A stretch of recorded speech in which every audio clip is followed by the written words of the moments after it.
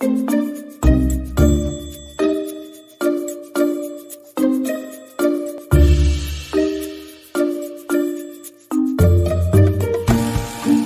dia, gente!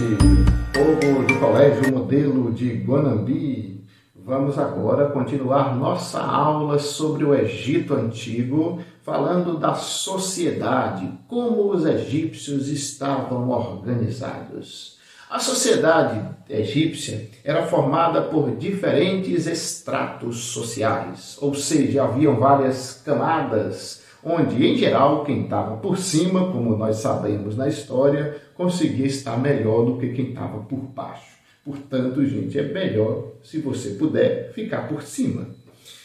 Os camponeses e artesãos eram a maioria da população e eles ficavam por baixo. Era quem mais trabalhava nesse sentido. Havia também um grupo pequeno de escravos. Isso acaba desconstruindo aquela visão de que o Egito construiu as suas obras, as suas grandiosas obras, com o trabalho escravo. Na verdade, é comprovado historicamente que a maior parte dessas construções eram feitas pelos próprios egípcios, os trabalhadores livres, entre aspas, do Egito Antigo. O faraó. Vemos aí a imagem de Tutankhamon, talvez seja o cara mais lembrado em termos faraônicos, por assim dizer. O faraó era o rei supremo do Egito, considerado um deus vivo na terra. Ele detinha autoridade religiosa, administrativa, judicial e militar. Podia ter diversas esposas. Rapaz, o cara era mulherengo. E um grande número de concubinas. Então ele tinha as esposas e as putas dele, viu, gente? As concubinas. Só que as concubinas só podia dar para ele, você sabe, né? Não podia dar para mais ninguém, porque era o harém do Egito. Então era como se fosse esposa. O faraó possuía a maior parte das terras, auxiliada pelos funcionários do governo e pelos sacerdotes. Embora a maioria dos faraós fossem homens, também houve mulheres faraós. Nefertiti é um exemplo delas. Temos também Cleópatra, que foi uma faraó do Egito Antigo. Nobres, sacerdotes e escribas.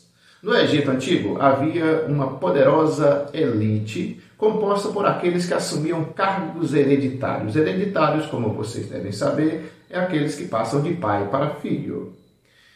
De administradores de províncias, de comandantes militares, então todos eles eram sucedidos pelos filhos após a sua morte. Entre a nobreza egípcia distinguia-se o Tijate, que era o vizir, uma espécie de primeiro-ministro do faraó. Os sacerdotes presidiam as cerimônias religiosas e também administravam as riquezas do templo. Por fim, destacavam-se os escribas. Eles tinham diferentes graus de prestígio e poder. Então, aqueles caras que trabalhavam mais próximos da elite tinham um destaque muito grande, eram pessoas muito bem-sucedidas, enquanto que aqueles escribas mais simples, só cuidando da administração mais básica, eles não tinham tanta importância nem riqueza quanto aqueles que trabalhavam com a elite. Uma de suas funções era cobrar tributos e fiscalizar os servos. Os camponeses também eram chamados de felás. Cultivavam principalmente trigo, cevada e linho. Inclusive, gente, acredita-se que a pizza e a cerveja tenham surgido primeiro no Egito Antigo. Plantavam legumes, verduras, uva e outras frutas. Criavam bois, asnos, carneiros, porcos, gansos, patos e depois que os egípcios chegaram, cavalos para serem utilizados não só pelos soldados, mas também para outras funções econômicas. Para a maioria da população, a carne era um alimento de luxo. Somente os ricos, em geral, se alimentavam mais de carne. Os mais pobres só consumiam em ocasiões muito especiais. As atividades agropastoris eram complementadas pela pesca e pela caça. Os camponeses viviam em aldeias e eram obrigados a entregar parte do que colhiam e também do rebanho que criavam como tributos. Nos períodos que diminuía o trabalho no campo, eles eram convocados para trabalhar em obras públicas, como a construção de palácios, templos, pirâmides, estradas, pontes e outras cositas más. Os artesãos. Haviam artesãos de várias qualificações, da mesma forma como os escribas, aqueles que trabalhavam para a elite, tinham um artesanato mais refinado, ganhavam mais e viviam melhor. Aqueles que produziam artigos de luxo trabalhavam geralmente nas oficinas urbanas, muitas vezes instaladas dentro dos templos e dos palácios. Os artesãos menos qualificados trabalhavam em oficinas rurais, produzindo tecidos rústicos, artigos de couro, vasilhas e até mesmo alimentos. Alguns artesãos se especializaram no sepultamento dos mortos. Eram aquelas pessoas que cuidavam do embalsamamento de quem morria. E uma coisa curiosa é que todo mundo no Egito achava que a alma voltaria ao corpo, que teria que ser preservado para que ela pudesse voltar à vida.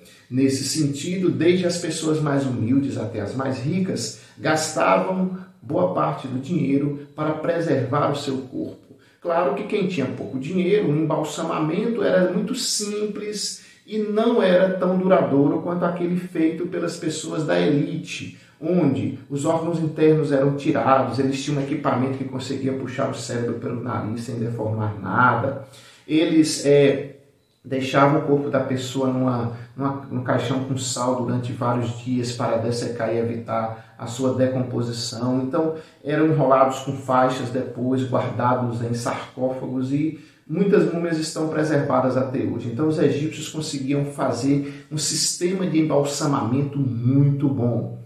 Curiosidade era que os egípcios levavam as mulheres para serem embalsamadas alguns dias depois de mortas. Isso é para evitar o abuso por parte de alguns embalsamadores safados, né? Então, na tradição egípcia, as mulheres só iam ser embalsamadas depois que já estava derretendo. Isso eu achei muito estranho, né? Mas é melhor do que os caras abusar da moça já morta, né? Fazer o quê? Paciência. A população escrava era um grupo pequeno e constituído originalmente de prisioneiros de guerra, como na maioria das civilizações antigas. O escravo egípcio era considerado uma pessoa e não necessariamente uma mercadoria. Ele podia adquirir propriedades, testemunhar em tribunais, né, e casar-se com pessoas livres.